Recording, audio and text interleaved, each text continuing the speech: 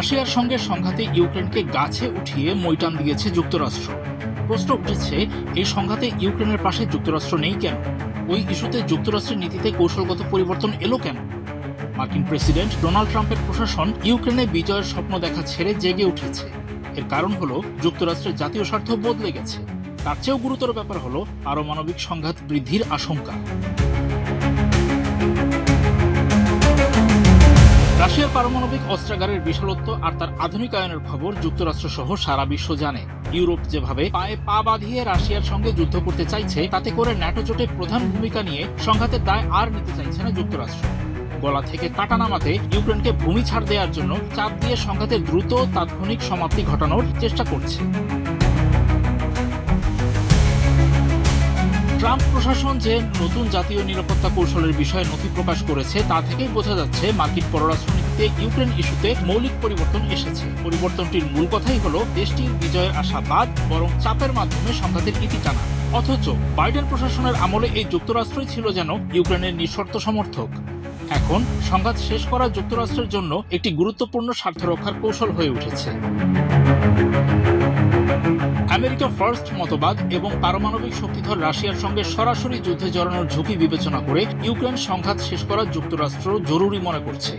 লম্বা সময় ধরে অর্থের অপচয় ঘটিয়ে ছায়াযুদ্ধ চালিয়ে যাওয়া মার্কিন জাতীয় স্বার্থের সঙ্গে সংগতিপূর্ণ নয়, তা ট্রাম্প বুঝে গেছেন। তিনি দেখতে পাচ্ছেন, যতই তিনি জটিলতা কমানোর চেষ্টা করছেন, ততই সংকট বাড়ছে।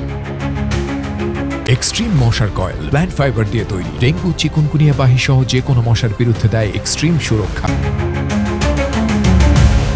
মার্কিন নতুন জাতীয় নিরাপত্তা কৌশলকে ইউরোপের সঙ্গে রীতিমতো তালাকের প্রক্রিয়া শুরু বলা যায়।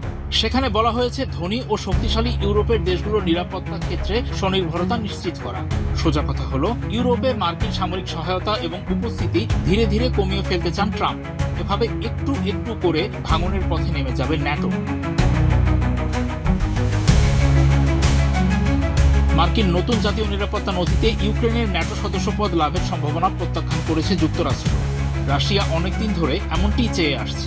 রাশিয়ার মতো পারমাণবিক পরাশক্তির সঙ্গে শত্রুতা চালিয়ে যাওয়াকে জাতীয় স্বার্থের জন্য বিপজ্জনক মনে করে যুক্তরাষ্ট্র। অর্থাৎ ট্রাম্পের যুক্তরাষ্ট্র আর রাশিয়াকে পরাজিত করতে চায় না, বরং বিশ্বের ক্ষমতার ভারসাম্য ফিরিয়ে আনা আর রাশিয়ার সঙ্গে সুসম্পর্ক প্রতিষ্ঠা করতে চাইছে দেশটি। দুই পরাশক্তির এই হিসাব নিকাশে ইউক্রেনের ভাগে কি থাকলো?